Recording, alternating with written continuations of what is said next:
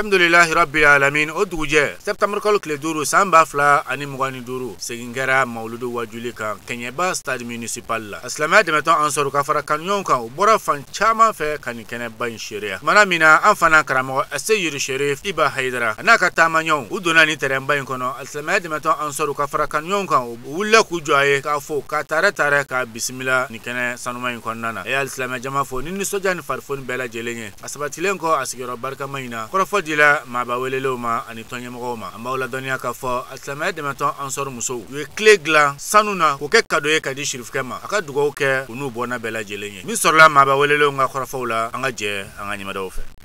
An ka bi mɔgɔ welelenw bɛɛ lajɛlen an b'aw fo ka wale ɲuman dɔn ka barikada. I n'a fɔ an y'a fɔ a ye cogo min na an ka bi sigi kun tɛ dɔwɛrɛ foyi n'o ye an ka section ka mawuludu a tako 5nan an b'o de kɛnɛ ka bi su in na. An ka section y'a yira ko k'a fɔ an ka Kɛɲɛba section kɔnɔ ka daminɛ salo mawuludu la ka na se ɲinɛ mawuludu ma an sera ka joli min di o de bɛnna joli pɔsu 1082 ma. O joli pɔsu minnu dira o bolila sira minnu fɛ an bɛna an da don o sous-section de la k'olu fɔ a ye. Kɛɲɛba, Tabakoto, Jijan, Geningore, Sitakili, Dabiya, Faraba, Burdala. O kɔfɛ an ka jeunesse ye joli diba min kɛ o tɛ ni jate kɔnɔna la o kɛra joli pɔsu 30 ye o kɛra bi. O tilala k'a yira an ka section kɔnɔ comité 281 de b'an ka section kɔnɔ. O tɔnden bɛ bɛn tɔnden 900 ani tɔnden 800 ani tɔnden 39 ma. O tilalen bɛ sous-section 21 de ni ɲɔgɔn cɛ. U ko u bɛ nin sous-section ninnu fo ka se u ka comité bɛɛ lajɛlen ma. Comité ninnu sɔnna ka nin baara in ta ni k'a dilan u ma baara foyi bila baara min sanfɛ u b'u fo o la k'u wale ɲuman dɔn k'u barikada. O kɔfɛ foliw la belebele k'o lase an karamɔgɔ Aseyiri Sherif Usman Madan a n'a ka denbaya bɛɛ lajɛlen ma ko k'u fo k'u wale ɲuman dɔn k'u barikada. N'an bɔra yen ka tila ka foliw la belebele fana ta kan an karamɔgɔ a n'a ka délégation sanuma in sɛgɛrɛ olu minnu sɔnna k'u sen k'u kɔnɔkɔrɔ kan an ka nin kɛnɛ sanuma in ka sɛgɛrɛ k'u fo k'u wale ɲuman dɔn k'u barikada. An bɛ jama fo k'u wale ɲuman dɔn. Kuma la y'a fɔ cogo min na ne ye Dr Bala Traoré ye n ye médecin chef ka denkan ye Kɛɲɛba yan. An bɛ Iba fo a ka landi la Kɛɲɛba sugandili la an b'a fo o la kosɛbɛ. An bɛ Ansar mɔgɔ bɛɛ fo u bɛ cɛsiri min na kɛnɛya kunkan Kɛɲɛba yan an b'u fo k'u wale ɲuman dɔn. Bi kuma fɔra poste 33 de sɔrɔla sɔgɔmada in na mais jama min tun bɛ yen n'an ko k'an b'a bɔ a marayɔrɔ t'an bolo. O de kosɔn an ye 33 bɔ ka tɔ to k'u ka numéro ta n'an mago jɔra min na don min na an b'o wele pour que u kana an dɛmɛ joliko la. A siɲɛ fɔlɔ tɛ nin ye tuma bɛɛ an b'a fɔ ka segin a kan Ansardini Kɛɲɛba mara la yan ni joliko fɔra an hakili bɛ jigin tɔn fɔlɔ min na o Ansardini ye. N'u welela tuma o tuma u b'an ka wele jaabi u bɛ n'an dɛmɛ parce que banabagatɔ nin kɛnɛya bɛ yɔrɔ o yɔrɔ bana bɛ yen. Ka mɔgɔ kɛ a banalen don a tɛ ka joli sɔrɔ gɛlɛyaba de b'a la wagati tɛmɛna joli mara cogo foyi tun t'an bolo mais sisan an bɛ se ka dɔɔni mara hali n'a man ca an bɛ se ka dɔɔni mara o la an b'aw fo ka wale ɲuman dɔn. Sabu mun y'an se yan o ye an ka bɛn maaya la o de y'an se yan o association de y'an se yan o de y'an se yan o la ka foli kɛ jama na. An bɛ foli kɛ Ansar tɔnden bɛɛ lajɛlen la o tɛmɛnen kɔfɛ an ka présidente n'o ye an ka bɛn maaya la Asetu So Ala y'a kɛ a yɛrɛ ti yan bi a bɛ voyage la a ye cikanw don da n b'o foliw kɛ association an ka bɛn maaya la u ye baara caman kɛ u ye yirituruw kɛ Kɛɲɛba yan yiriturubaw kɛra u fɛ yan siraba dilanw fana kɛra o foli bɛ yen ka se association an ka bɛnbaya la o tɛmɛnen kɔfɛ a ko n ka société civile ɲɛmɔgɔ tɔn sigilen ani bi cɛ n'o ye VD Kuyate a ye bonyaba ta ka di an ka tɔn in ma a ye dɛmɛ caman kɛ k'o foli kɛ o ye k'o fɔ jama ye o tɛmɛnen kɔfɛ an yɛrɛ ka association tigiba n'o sabu Badara ye laturu jigiso de ye Badara Ali o sababu de ye an se yan ale de y'an fara ɲɔgɔn kan an balima chrétienw protestants an b'u bɛɛ lajɛlen fo olu yɛrɛ bɛ kɛnɛ kɔnɔ yan an ka foli b'u ye k'u ni sabali an sɔrɔ diinɛ mɔgɔw fana an b'u fana fo an sɔrɔ diinɛ mɔgɔw karamɔgɔw ye kumakan min dɔw da a kɛra fura ye anw ma parce que an sɔrɔ diinɛ mɔgɔw hali ni dusulen nan'u ma kuma na u b'i kunbɛn ni sabali ye u bɛ kuma ɲuman de f'i ye mɔgɔ min bɛ kuma ɲuman fɔ mɔgɔ ye o de b'i furakɛ kuma jugu ye bana de ye n'i ye kuma jugu fɔ mɔgɔ dɔrɔn a bɛ dimi n'a dimina dɔrɔn a bɛ bana o kunna an bɛ an sɔrɔ tɔn ni bɛɛ lajɛlen fana fo n'o ye an ka président yɛrɛ n'o Asetu ye an b'a fo kosɛbɛ ko fitinin ko belebeleba a b'an wele k'an kunnafoni a cɛsiri mɛ kosɛbɛ association in tɔgɔ la ka foli belebele k'a la hakili ye jɔn ye ma sɛbɛn ka na micro la hakili bɛ se ka sɔrɔ hakili bɛ se ka yɔrɔ dɔ sɔrɔ k'olu fɔ hakili bɛ se ka ɲinɛ yɔrɔ dɔ kɔ ni ɲinɛna yɔrɔ minnu kɔ hakɛto bɛ k'o la Iba min nana ka bɔ Bamakɔ a ɲuman nana Ala ka ɲuman segin an tɔri ni mɔgɔ an kɔni min fɔ a ye aw de ye an tɔri ye vraiment aw cɛsirilen don sanga ni waati bɛɛ an bɛɛ ɲɛ b'a la cɛsiri min bɛ yen tulonkɛ ko tɛ wa nkalon ni namara tɛ se ka nin jama in fara ɲɔgɔn kan ne ye nin dilan nkalon la n'i ye kalo 6 kɛ kalo 6 b'a ci an bɛɛ ɲɛ b'a la ka cɛkɔrɔba fo n'o ye Sherif Usman Madani Hadara yɛrɛ ye k'a ka denbaya fo vraiment a ye ɲɛni kɛ jamana in kɔnɔ a ma tiɲɛni kɛ a ye hakilisigi ni basigi na duw kɔnɔ hali mɔgɔ min tɛ ansɔr la a y'i nafa ansɔr diini mɔgɔw n b'u fo ko kelen na yan parce que an ka donso dɔ muso banana yan silamɛ yɛrɛ tɛ a nana dɔgɔtɔrɔsoba la yan joli ma sɔrɔ a la ani minnu bɛ dugu kelen olu ye ansɔr diini mɔgɔ dɔ ye o mɔgɔ dɔ bɛ ka dugu la a y'o ɲɛmɔgɔ wele a don ansɔr mɔgɔ min nana ka na joli sɛgɛsɛgɛ n'u ka joli sɔrɔ la vraiment u bɛ fo o la joli kɛra muso la muso kisira a y'a fɔ n ye ko Tarawele ko ne tubira a donna seli la mais a ɲumanya sɔrɔla ansɔr diini mɔgɔ de la dɛ parce que dekun min tun b'a kan ni mɔgɔ m'a dɛmɛ a tɛ se k'a yɛrɛ bɔ a la o la aw bɛ fo o la Ala k'aw sara anw tɛ se kuma na fili bɛ se ka y'an ka kumaw la ni fili min yɛlɛ a b'o kɛ hakɛto ye donsow tɔgɔ la o kɔfɛ an ye an ka ɲɛmɔgɔba yɛrɛ n'o sabu Badara ye an y'a sama bere kelen na a ka taa d'a ma a bere filɛ nin ye a bɛ taa d'a ma ko donsow ko ten ale de y'an fara ɲɔgɔn kan karamɔgɔ caman ko a bɛ nin kɛ Mali kɔnɔ yan ka donsow ni silamɛw fara ɲɔgɔn kan ani chrétiens o ma se Ala ma se ka fanga d'u ma an b'u dɔn mais Ala de y'a fanga di ale ma ale sera ka bɛɛ fara ɲɔgɔn kan n'a hakili ma basigi bɛ se ka na cogo min na k'a b'i fo o la ko ka nin n'a ma a ka nin fara a ka cɛminɛnw kan ko nin tɛ bere guwasan ye Ala sago sago an bɛ kisi ni nɛɛma caman ɲini o Ala fɛ a k'o kɛ danfɛnw na sɔn hɛrɛma kan n'o de ye Muhamadu ye sallallahu alaihi wasallam a n'a so dunkew a n'a ka sahabaw ani mɔgɔ minnu tugura a kɔ ɲumankɛ la fo ka taa se alikiyama dɔ ne an bɛ o Muhamadu de ka bangeli kɛnɛli kan Muhamadu mun n'a nali kɛra danfɛnw bɛɛ ma hɛrɛ o kɔfɛ an b'an ka sidi fo n'o de a Seydi Sherif Usman Madani Hadara ye nin kɛnɛ ninnu bɛɛ sababu ɲuman bɔra ale de la nin kɛnɛ ninnu bɛ sigi jamana caman na bi Ala ni a Seydi Sherif Usman sababu a ka wuli ka jɔ la sini kɛnɛya ani labanko ɲuman an b'a ɲini Ala fɛ Ala k'a d'a ma Ala k'a mɛn ye a kɛra ni ɲɛmɔgɔ ɲuman ye Ala ka an yɛrɛ k'a kɔ mɔgɔ ɲuman o kɔfɛ n'o bɔra yen nɔ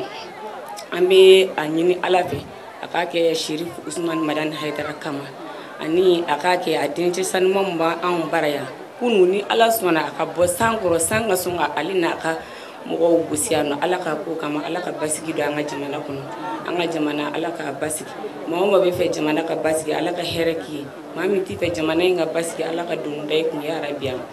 o kɔfɛ an b'an ka karamɔgɔ fo n'o de ye Bakiri Elimu ye a Seyidi Sherif Ibrahim Haidara di DZP kɛɲɛba musow bɛɛ tɔgɔya la aw balimamusow ani aw denmusow ala ka diinɛ sira ka section musow bɛɛ lajɛlen to a la n'o de ye Mayimuna fo fana ye madame So ko ka bɔ k'i fo k'a fɔ k'i k'i bisimila i b'i ka so tiɲɛ yɛrɛ la i ɲɛnafin mɛnna an na an b'i fo k'i barikada ka tila tuguni ka tasibila kɛ an ka banbagatɔw bɛɛ lajɛlen minnu y'an kɔn ala ka nɛɛma la a cɛ fara muso ka denmisɛnnin ani makɔrɔba kɛrɛnkɛrɛnnenya la an ka présidente n'ale banna ka bɛn Sherifu Ahmed Tidiane ka nali ma le 15 février n'o de ye madame Touré Jɔnmuna Keyita ye ale de kun y'an ka ɲɛma ye ne bɛ da ale kan ne y'a ka danga ye ala sɔnna ale y'an kɔn ala ka nɛɛma la an t'i ɲinɛ a kɔ a kɛra muso ye min ye nɔba bila ni diinɛ in na sabali kun b'a la majigin kun b'a la k'a ɲini ala fɛ ale dɛsɛra min na ala k'o ta ye ala ka sɔn an minnu b'ale place la bi ala ka sɔn an yɛrɛ ala ka baara in kɛli ta fanga d'an ma o kɔfɛ Keyeba section muso bɛɛ lajɛlen tɔgɔ la surprise belebeleba b'an bolo bi k'a d'an karamɔgɔ ma n'o de ye Sherif Ibrahim Haidara ye DZP karamɔgɔ Sherif Ibrahim Haidara arijinɛ directeur an ye so di ma yan nɔ ko ni ala sɔnna ma lahara jɔ don i ka yɛlɛ so kan i ni i ka mɔgɔ minnu sɔnna ka da ala la ka tugu ala k'o k'a dɔn ko ala ye kelen ye Muhamadu y'a ka jɔnya n'a ka ciden k'a dɔn karamɔgɔ Haidara n'a bɔndaw ye kira mɔgɔden ye ka tugu ala ko i ka don n'o ye arijinɛ kɔnɔ bi an ye arijinɛ tile de dilan sanu na arijinɛ tile k'a dilan sanu na an bɛna d'i ma ni mɔgɔ minnu sɔnna ka taa ala la ka tugu ala ko i ka dayɛlɛ olu ka don minnu ma sɔn ala la i k'i ka da so don bɛ bonya n'a a ko kɛtaw ye bi don in ni don man kan anw bolo Kɛɲɛba yan an b'a fɔ mikorotigiw ye u k'u ka mikoro kan da ja ka ɲɛ bɛɛ mankan tɛ i n'a fɔ karamɔgɔ Balo mankan bɛɛ n'i sɔnfɛn tɛ ala bolo wa wala an bɛ ala tanu ka ala barika dɔn ala min sɔnna k'an bɛn ni waati yɛlɛma tile tuma min na fɛn dɔw ye dawula sɔrɔ ala ye cɛ kelen min ci bɛɛ tɛ ciden ye nka bɛɛ bɛ ci la bɛɛ tɛ ala ka ciden ye nka bɛɛ bɛ ci la Sherif Madani Haidara cɛkɔrɔba ɲuman an b'a fɔ k'a barika da sabu an b'ale ka yiri turulen mɔ de kan Seydi Sherif Usmani Madani Haidara a ɲɛna ma dɛ ko a ni ce an b'a fɔ ka denw bɛɛ lajɛlen fɔ cɛman ni musoman kɛrɛnkɛrɛnnenya na an ka kinibolo ale bɛ Kaye dugukolo kan bi n'o de ye Seydi Sherif Ahmed Tidiane Haidara ale de ye Sherifuladu ɲɛmaa bere minɛba ye an bɛ dugawu k'a ye ani denbaya maa tɔw bɛɛ lajɛlen si jan ni kɛnɛ ala k'a da n'u ma ka naba bɛ fɔ min bɔra kɔrɔn min bɔra Kilebi min bɔra Kɛɲɛba min bɔra Baba ka deli ala fɛ bɛɛ ɲuman nana hɛrɛ la ala ka bɛɛ ɲuman segin hɛrɛ la section in ɲɛmaaba n y'a fɔ aw ye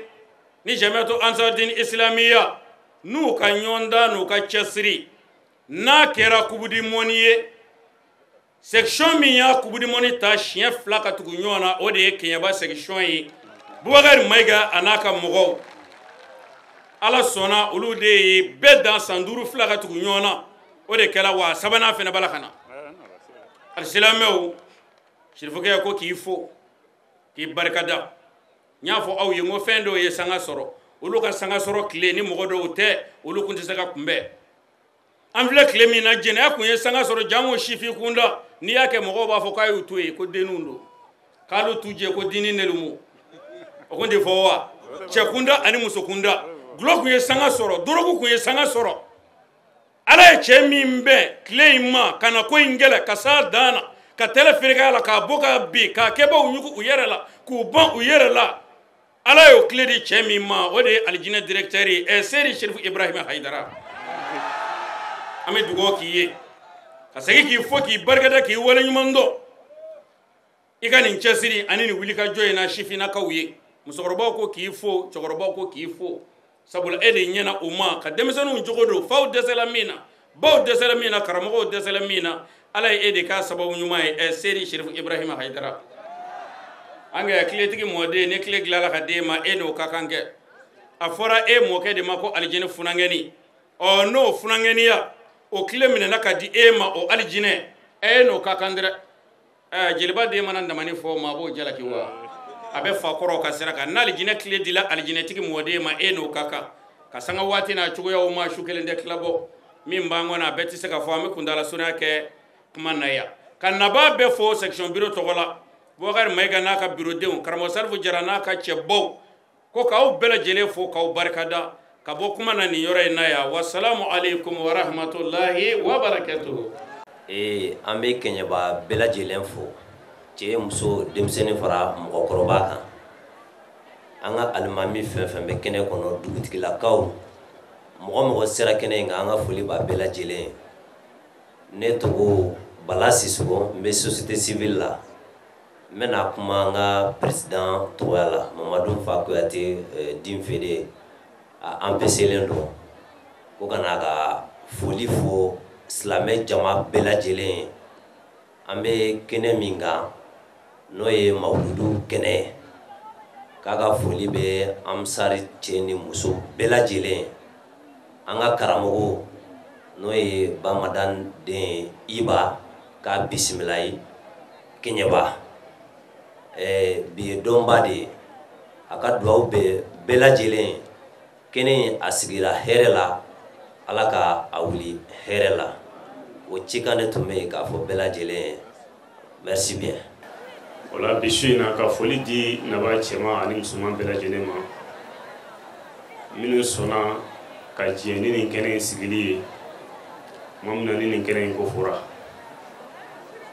maka bela jele fo ka be wala nyimando sherifu togola bi kenyaba anga section kono no yi kenyaba section yi wala ka nyamuga sofu no kandigi monsieur Alpha Bouba Maïga anaka bi kono mo amufu kala udufu ka kenyaba mara befu no bora ka foli kunche anfa anankra mo anabona wala ale min ka kumakan ye anw se an ka kulusi jala la k'an to an ka denmisɛnya hukumu kɔnɔna na an b'an bolo kɔrɔta yanni diɲɛ wuli cɛ a tɛ se ka jigin ala sɔnna a bɛ surunya o la k'an balimakɛ fo a n'a ka délégation olu minnu sɔnna ka diinɛ jigi kɔrɔ su fara tile kan k'u yɛrɛ di u ni an'u ka nafolo ka diɲɛ lafiya kɔ ko ala ka jɔnw ka lafiya ka ɲini ala fɛ jɔnw jigi bɛ tigɛ don min na o don ala ka n'u jigi tugu jɔnw kamana bɛ gan don min o don ala ka hakili sigi di an n'u ma jɔnw bɛ cɛnɛ yɔrɔ min na o don ala ka n'u se banba ye Ibrahim Haidara DGP an b'a fo ka wale ɲuman dɔn ka barika da dakuruɲɛ kelen n y'o f'u ye sa jija n ko arabukan harifu min b'u bolo ne ma ɲaga a la an ye jogo min sɔrɔ o la an ɲagara o la wa an bɛ ala deli ala k'o jogo in darabɔ t'u bolo fo ka taa se kiyama jɔ don ma setigi ala sɔrɔ taala ɲɛkɔrɔ ala k'o kɛ an ye a ka ala gundo kosɔn karana somɔgɔw kama kuranɛ bonya kosɔn haza assalamu alaikum wa rahmatullahi ta'ala wa barakatuh ka hakɛto ɲini kɛ jama bɛɛ lajɛlen fɛ ni degun o degun y'o sɔrɔ baara in na dabɔ kama tɛ ko hakɛto ɲini kɛ bɛɛ lajɛlen fɛ an sera ka baara fitinin min kɛ o de nin ye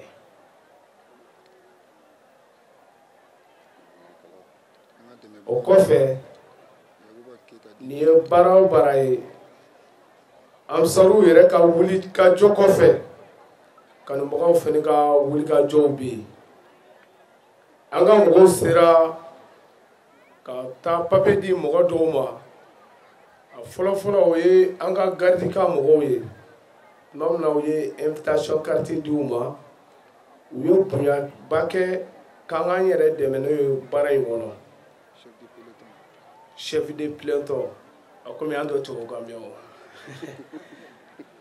donc o kɔfɛ mɔgɔ caman de ye bonya in kɛ fɛn in kɔnɔ an da tɛ se ka sa bɛɛ tɔgɔ ma mɔgɔ mɔgɔ ye bonya di ka na a bɛɛ lajɛlen de la mais kɛrɛnkɛrɛnnenya la an b'a fɛ serifukɛ ko o foli kɛ an ka dɛmɛbaga mɔgɔ dɔ la kɛnɛ in kan n'o ye Yakuba Keyita ye DV Sansanto n'a bɛ sigilen bɛ Sansanto dugukolo sanfɛ nin waati in na sɛsiden 300 de b'a bolo mais nin kɛnɛ in dɔrɔn tɛ ni Jamiyatul Ansarudine bɛ wɔrɔ o wɔrɔ n'a bɛ ka diinɛ lase a b'a fɔ a ye na sɛsi ta fu a ka taa sigi a kan a kɛ Ala ka diinɛ lase ni ne jɛna o nafolo kɔ a kɛ dugawu kɛ n ye o baraji ka di ma tiɲɛna an ka foli b'a ye a bɛ san 6 bɔ bi a bɛ nin baara in na ka ɲɛsin Jamiyatul Ansarudine o dɔrɔn tɛ hali diinɛ gɛrɛ minnu bɛ dugu kɔnɔ n'olu bɛ diinɛ lase a b'a ka sɛsi di olu ma vraiment nin kɛnɛ in kan an ma dan sɔrɔ Yakuba Keyita la a ye tɛgɛrɛ fɔ a kun voilà boisson dila minnu fana ye boisson di an y'a bɛɛ lajɛlen sɔrɔ ani thé dila minnu ye thé di an y'a bɛɛ lajɛlen sɔrɔ nin kɛnɛ in kan n'an ko k'an bɛ foli kɛ su in na mɔgɔ minnu ye dɛmɛ kɛ tiɲɛ yɛrɛ la an bɛ si ka foli kɛ ka sɔrɔ jama précédé don an karamɔgɔ ka kumakan na donc an bɛ hakɛ ka dugawu ɲini serifukɛ tɔgɔ la a bɛ taama na nin waati in na a muso fari man d'a la donc serifukɛ ka dugawu k'a ye Ala ka se ka lafiya d'a ma. Alhamdulillahi rabbil alamin. O tɛmɛnen kɔ an fana karamɔgɔ Seyid Sherif Usman Madan Haidara de an karamɔgɔ Seyid Sherif Iba Haidara a ye dakurunya 2 min lase nin kɛnɛ sanuma in kɔnɔna na folikanw ni waleɲumandɔnkanw ni alakiraba Muhamɛd kisi ni nɛɛma b'a ye ale ka bangeni kan ni ka kuncɛ ni dugawu ye an ka jɛ an ka ɲɛmadaw fɛ. An bɛ Ala fo. O ka kan cɛkɔrɔba ɲuman bɛ yen. Ala waleɲumandɔn. Siga t'o la walahi Haidara. Ala barika da. Tiɲɛ. Soli kira Muhamadu Mustafa ka sallallahu alaihi wasallam. Wasalim. Ana so dinge sanuma. Aha. Ana ka sahaba ɲuman. Siga t'a la. N bɛ Ala deli anw minnu bɛ nin kɛnɛ kan a hɛrɛ caman bɛ Ala bolo Ala m'a dir'an ma. Amina rabi Ala sɔn. Haidara. Bi su in na ye suba de ye. Siga t'a la bani de walahi. Su min don a ka bon. Sky. A kɔrɔtalen don. Tiɲɛ. Ala bɛ hinɛ ka jɔnw la kɔnɔ jurumunw bɛ yafa a kɔnɔ siga t'a la bi su in na ye suba de ye siga t'a la walahi Haidara n y'a fɔ cogo min na n ko jurumunw bɛ yafa a kɔnɔ tiɲɛ Haidara Ala subhanahu wa ta'ala b'an sigi kun dɔn siga t'a la bani de walahi b'a dɔn dɛ min m'an dusukun na ale Ala b'o dɔn tiɲɛ Haidara b'a dɔn walahi mɔgɔw ye min fɔ o tɛ ɔhɔ e jɔkun ye min ye e sigikun ye min ye Ala b'i minɛ n'o de ye Allahu akbar Haidara nin don walahi nin don dɛ duwawu b'i jaabi nin kɛnɛ in kan siga t'a la bani de kɛnɛ kan sɔnni an ka don mawudu kɔnɔ aha hamitigi minnu bɛ yen a y'a hamiw siri yan siga t'a la bani de ko dɔ bɛ nin sigiyɔrɔ in na ha Allahu akbar n bɛ nabaga bɛɛ lajɛlen fo o ka kan bani de ka kɛɲɛbagaw fo aha o ye Iba kanu a fa kama kanu danna dɛ sky dɔnniba fana kɛɲɛbagaw ye Haidara n'a denw kanu siga t'a la wallahi précisément ne yɛrɛ min bɛna mawulu k'u fɛ yan kɛɲɛbagaw ye Iba kanu siga t'a la dɔnniba fana kɛ i n'o ka kan i n'o ka kan dɛ wallahi surɔ an ko an bɛ kalan kɛ san ye hɛrɛ ye siga t'a la wallahi a ye kalan bali nka a ye fɛn d'a ma min ka bon wajibi n yɛrɛ ye dɔnniba fana kɛ i ko cogo di Allahu akbar karamɔgɔw y'a ɲini an fɛ u ko karamɔgɔ sanko ta dabilala ta siga t'a la wallahi ɲinɛn ta hali ni san nana i mun y'u ka tile kelen fara a kan pour que i ni kɛɲɛba ka se ka baro Allahu akbar bande ne n'o ye kanu ye siga t'a la koyi wajulukɛla tanya tɛ wallahi Haidara ne tɛna foyi fɔ yan min dɔnnibaga ba kelen tɛ kɛɲɛba yan siga t'a la dɔnniba fana kɛ wulibali do dɛ u y'a dɔn ka sago i b'a yɛrɛ kan wallahi nka min don i b'a an y'i kanu an b'i fɛ i fa kama foyi man b'o ye Allahu akbar Haidara ni jama min filɛ ne t'a nacogo dɔn wallahi n m'a ɲini n t'a nacogo dɔn n du caman yelen yɛrɛ dɔn sky mais nin bɛɛ jɔlen d'u senw kan ɛri caman dɔw bɛ fɔ biliw kan bon nin bɛɛ kɛra jɔn kama i b'an an b'i fɛ i fa kama sinon i tɛna dɔnni kuma fɔ an ye min dɔnnibaa tɛ kɛɲɛba ye. siga t'a la dɔnnibaa fana kɛnin don walayi bani de directeur i b'a dɔn dɛ. denmisɛnw a y'i wa kanu a fa kama n y'a ɲini ala fɛ ala k'aw wasa. amiina yarabi ala sɔn hayidara. surɔ wajulu ma kɛ. a ma kɛ dɛ. walahi. bi duwawukalan kɛra. diɲɛ yɛrɛ ka teli cogo min na temps chargelen don cogo min na. siga t'a la. mais an ye duwawukalan kɛ. walahi. su in na ka wajulu sigi. mɔgɔw k'a ka ɲɔ ɲini a k'e sigi k'a bɛ ɲɛ wa. walahi. aw m'a faamu. bani da an kamana min tɛ ɲɛ an tɛ concert la koyi. ayi siga t'a la walahi. tigɛndiya de bɛ yan. a tɛ yan fiyewu. tigɛndiya tɛ yan dɛ. tigɛndiya tɛ yan. o tɛ yan fiyewu. ala ka gɛnsa de bɛ yan. monsieur le président ala ka gɛnsa chef bala jɛlen ɲɛma siga t'a la walahi. o concert tɛ nin. alahu akibaru. hali n'an ye nin tako tan kɛ dɔ de bɛ fara a kan don o don. siga t'a la bani de walahi. ala de bɛ se o la. sky. o dalilu ti ne m'a f'i ye ko ne tɛ jama in na kun dɔn ne m'a ɲini n t'a dɔn ni nasi de bɛ jama in na ala o nasi tiɲɛ. sky. bani de a banna. hali wuruji jan dɛ. walahi kulubali do koyi. an kɔni bɛ wuruji kɛ pour que k'an yɛrɛ tanga an dango la. o do koyi siga t'a la. misiri min ɲɛsin maa ma n'a bɛɛ y'an sɔrɔ a ma ɲɛ. dɔnniba furakɛ ala k'i kɔlɔsi hayidara. kɔlɔsi b'an bolo nin ye parabali de. sky. n'i y'a tako kelen kɛ ɲɛjugu mun ma n'i lajɛ o bɛ taa janɛmɛ kɔnɔ. soko bani de directeur sera du paradis. o tuma an bɛ kɛɲɛbagaw fo. u ka Haidara den kanu n'a fa kama. siga t'a la bani de. ala kɛɲɛba kɔlɔsi. amiina yarabi ala sɔn dɛ hayidara. ka kɛɲɛba faamasow fo. o ka kan o cɛkɔrɔba ɲuman den. préfecture. siga t'a la koyi. an bɛ foli bila ka taa yen. o ka kan dɛ bani de.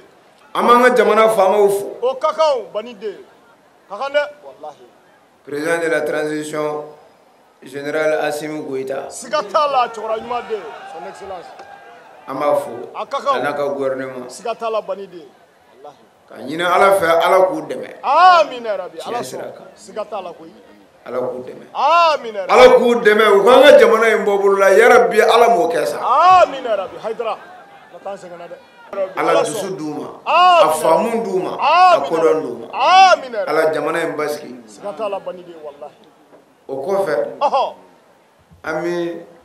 société civile ɲɛmɔgɔw fo. o ka kan bani de o walahi. u ka kumakan ɲumanw na. siga t'a la koyi. walahi hayidara. ka maires fo. o ka kan bani de. an taara fɛn o fɛn ka bureau la u y'an kunbɛn ni nisɔndiya ye a ka bɔ hakili ma. alahu akibar hayidara i n'o ka kan walahi i n'o ka kan dɛ. ka dugutigi fo. sɔrɔmu de b'a tɛgɛ la mais a bɔra ka na ne kunbɛn k'a yira n na an bɛ ku yan n bɛ dugu min kɔnɔ n ka dugu don ne yɛrɛ kɛra kɛɲɛbaga ye. bali ka hayidara a directeur siga tɛ nin na walahi. dugutigi ala k'a n'a sara. amiina yarabi ala sɔn hayidara. o kɔfɛ n bɛ an ka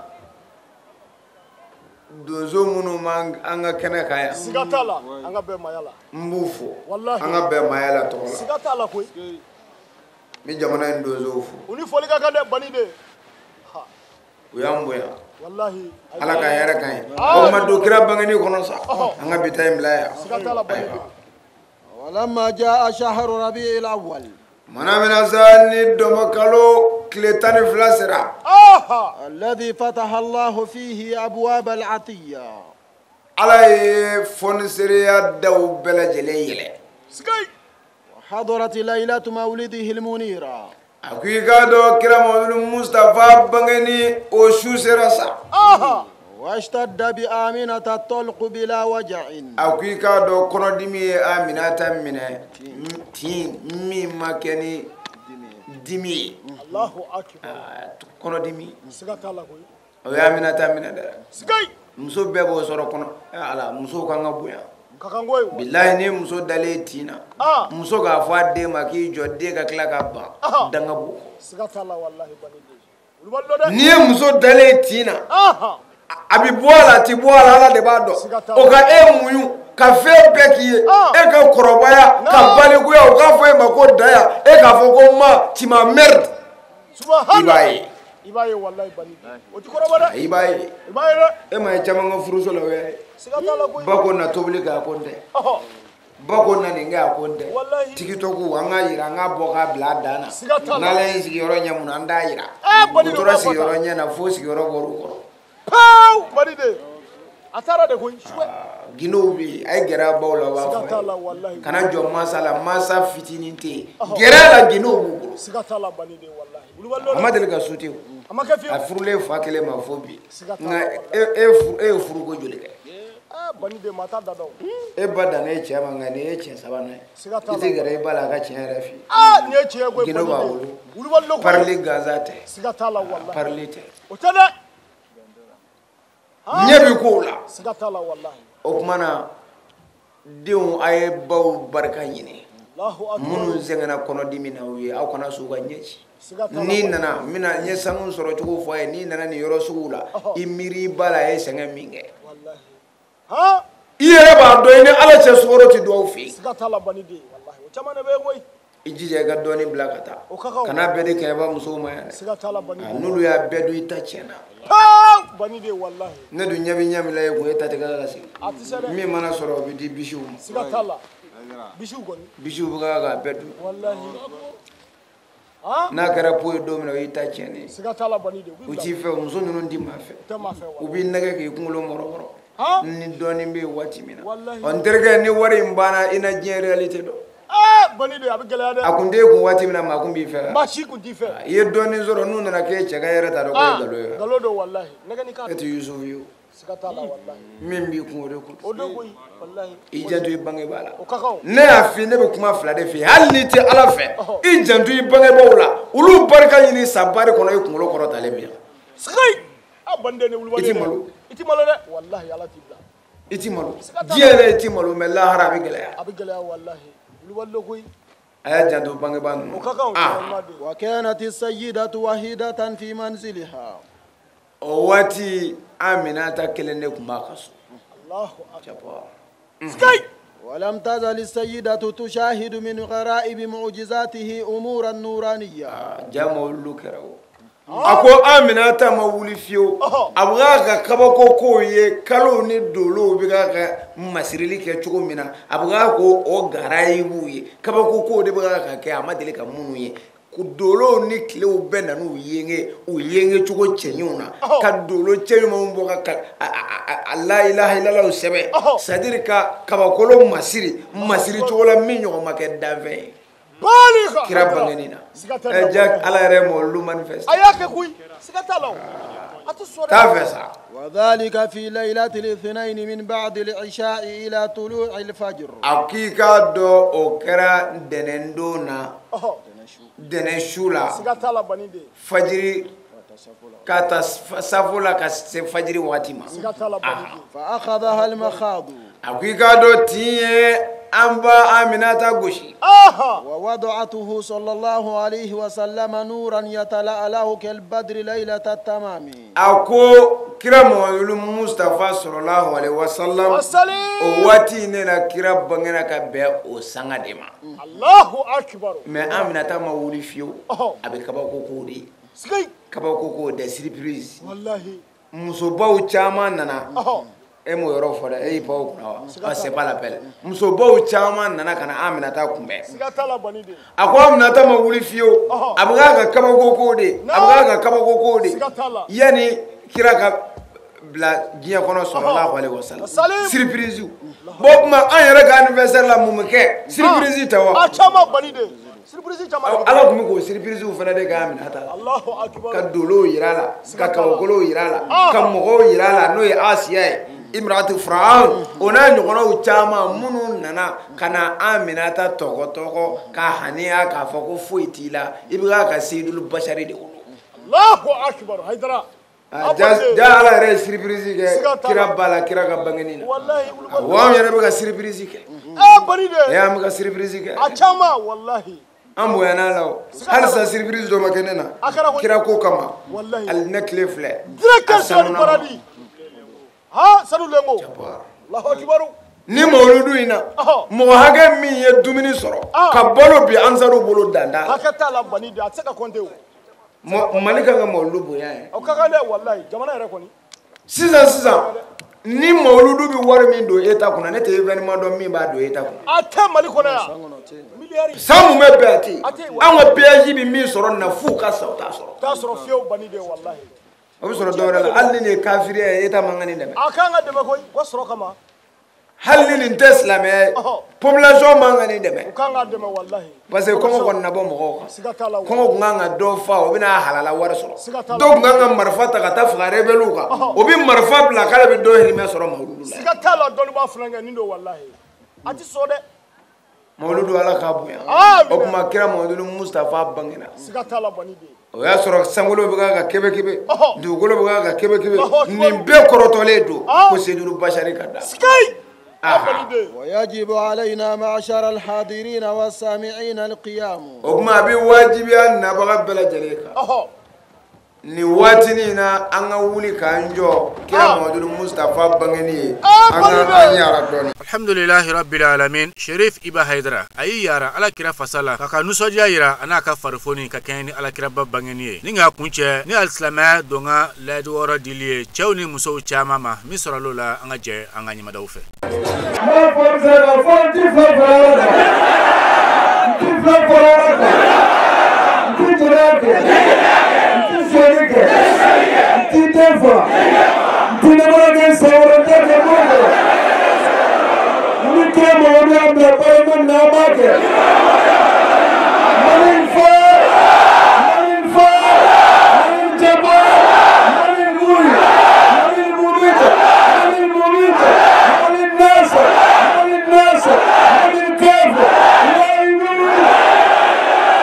alhamdulillah rabbil alamin amba wala dunya ka fo mawludu dugo kala kene sigira kenya ba stade municipal la islama de meton ansaru ka fara kanyon kan bora fan chama fe ani kene ba in sharia ala sona shirfka na tamanyon udona kai stade municipal konnana islama de meton ansaru ka fara kanyon kan ulla ujoye ka fo ka tare ka wale mandon ka barkada ni kene sanma in konnana al islama jama fo ni soja ni farfon bela jelenye sabatilen ko asigira la profodila ma ba welelo ma ani tonye mo ma misra lola anga je anga nyima dawf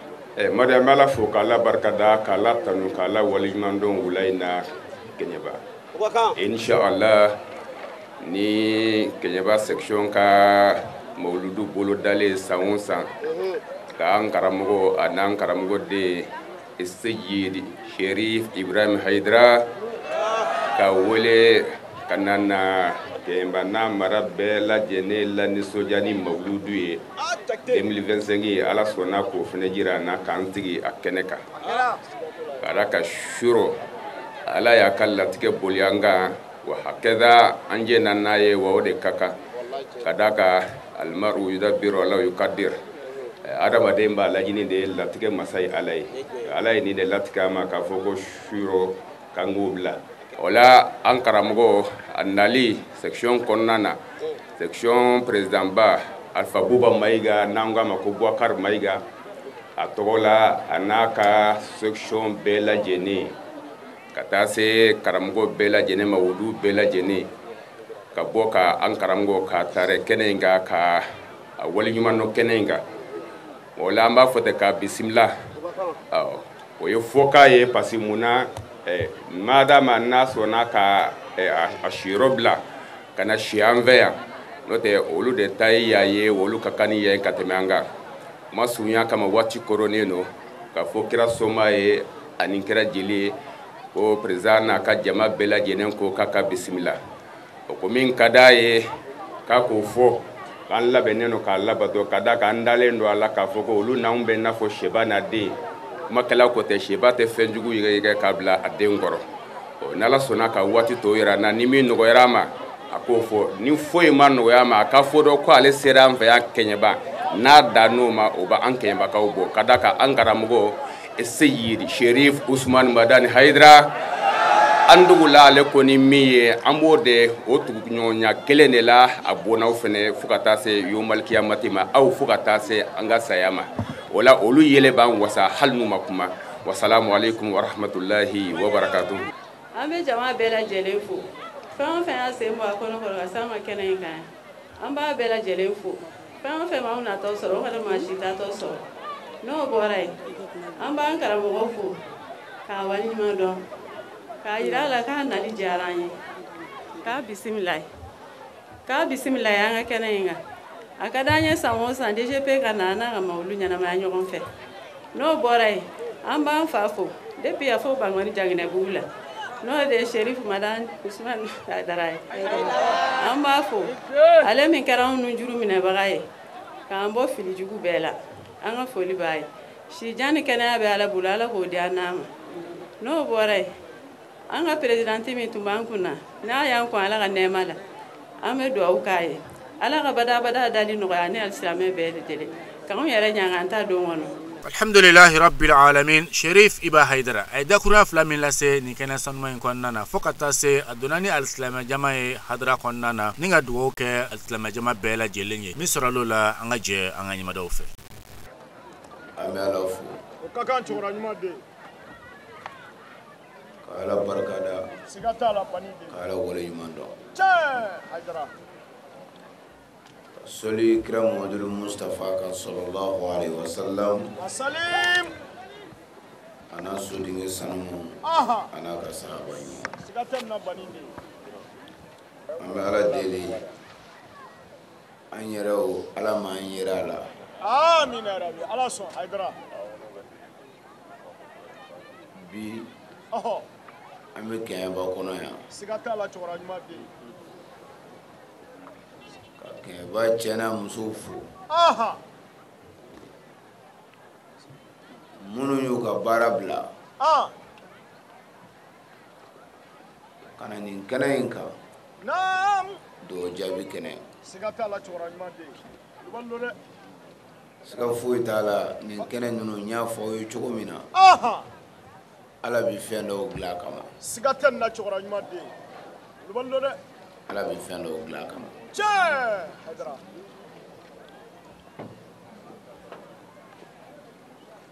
ami wakati mina mauludu do odo sigata la wallahi mauludu e femba de femunu nga boni ala ya boya sigata la mauludu bala che Haidara kira Muhammadul Mustafa sallallahu alaihi wasallam wasalim o bangani o na fetugo do sigata la chora nyuma de ballo de kira min kira kama wa ma arsalnaka illa rahmatan lil alamin sigata la bani nindo de amadu ne mi ci foy kama fo dafe be ka nafa soro ni sigata la bani de wallahi islamé bola sky kafiri bola che nti dine la bola sigata la bani de kira cira kana bere ka hina kama sky rahmatan lil alamin bani de ne wulwale wallahi ni ci kana jebe ka here de so sigata la koy Haidara ogma o kira baga bangani sallallahu alaihi wasallam wasalim suro antumodila sigata la bani de akanate wallahi ala sona mali be kira bange che Haidara parce que samba minana kaya ba damate bamako damate kaya damate abina fo sanye mali yoro chama soro nyogon fe sigata la bani de akanate wallahi o bayira ko ala yere mawluf manifeste bi setane lan ala ga jey bali ko Haidara bani de sigata la de wallahi akara koy Haidara ni fo mo do ba fo ya mi samia wati de la hera ki hera kansa sigata la koy directeur alina kletigi bi fendo sound na jogoti kele utakale de wallahi kabe samia dona ka ba mo do be samu boya amake me shuro samu bo fo ko yigi era do ko samia sound na jogoti kele bakri ulumu dalba frenge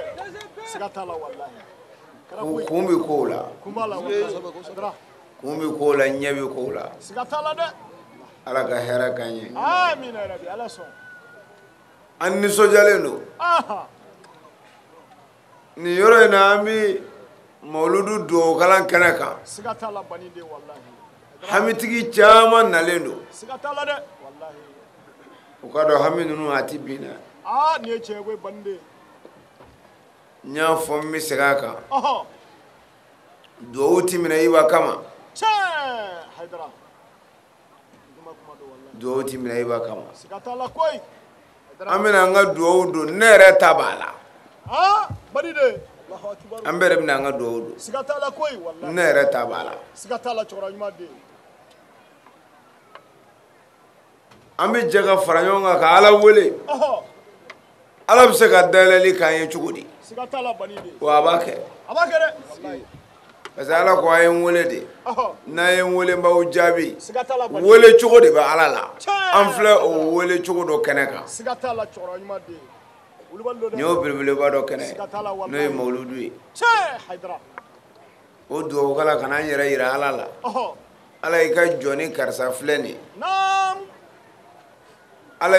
ika joni jasilin fleni sigata la wallahi haidara nana yere di e alama ni munga kan ala ne haju ni ne mi fe o ke sky e ko toto ala ma ngalaje Allahu akbar haidara Allahu koi kama o debe sigata la de nyo foye akana siga ola fio yoro ka kusanyoy mo ka kusanyoy sigata la bani de o bikana ka haidara ni bi faga se alama maro la bi se yoro do ma pour que se alama wabtagu ilayhi alwasila bakiri ulumu don ba fanange ala de fo ni faga salema ibi yele na sira de yini sigata la bani de wallahi mo do de bi du yini ala che ne ma fo yini mesra nya kon mi ko la sigata la bani de ulballo de era do ka telefon ta te bi president de la république wolo ke bani de abada abeke nga mogo do de be munu nga telephone ka tele tay olu ba wolo ba soro mogo ta mogo do wallahi abi wole ka soro abi soro de abi do were wolo lu tata wallahi sigata la de bande wulu wallo koy nga masa mi mogo ti danvena o soro chogo fole do Allahu akbar o soro chogo fole do sigata na bani de wallahi o ma ntitani wajulu nyafe bi Shuina kalambe ni ala sonama Allahu akbar haidara Shuina mauludu wajulube Allahu akbar haidara kayaba ya biiznillahi ta'ala bani de satala haidara santambwala foi tambwala ni ala yarete Allahu akbar bani de alaka yamaru amina do kalanke sigata la wallahi hamitigi munun be nu nale lu ne hami ay ngani awsiri alaka haraka amin ya rabbi jamana alaka baski amin ya rabbi bande ni ba wasa o ma amina do hadratu rabbaniya kono sigata la don ba abi ngani awsiri che nya fa be ka fala bi bulu aya mina chuko do sigata سبحان ربك رب العزة عما يصفون والسلام على المرسلين والحمد لله رب العالمين Dine bi dansigi bi wajuli kenena anye mi soro ka bo kai region konnana wula mi mewele ko kenyeba ka ben septembre kalo ma samba fla ani mugani duru afana karamo Sayyid Sharif Iba Haidara aka kenyeba mauludu nyanama ali senfe amadila Allah subhanahu wa ta'ala fa shirifka dugo min do ni kenen sanuma in konnana al-islam jamae ala kamine bela jelema mi krengre an faso maliba e chebe ni kambela ani basigila ala ka o dugo mine anti seganti nyine ami foli krengre afana karamo alil maqam السيد الشريف عثمان مدن حيدرا شيني كنابي على بلو على كودي أناما وآخر دعوانا أن الحمد لله رب العالمين شكرا لكم في أمان الله